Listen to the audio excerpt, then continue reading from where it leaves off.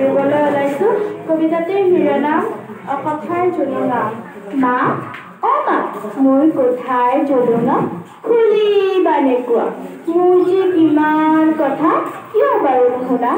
শুনিবই লাগিব আজি, নুবুজো একো মই, নহ'লে একো কি নেখাওঁ, নপঢ়ো নুশুওগৈ।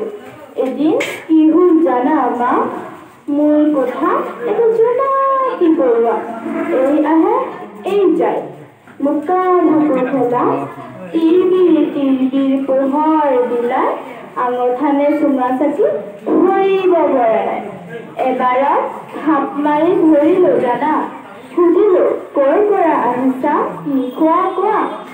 এৰি দিয়া বা মোক নিদিবা মুচৰি, সকলো কথা তোমাক কম বাৰু খুলি। অনাই বনাই ফুৰো নাই ঘৰ বাৰী, শামুকৰ পেটত পাওঁ খোৱা বস্তু বিচাৰি।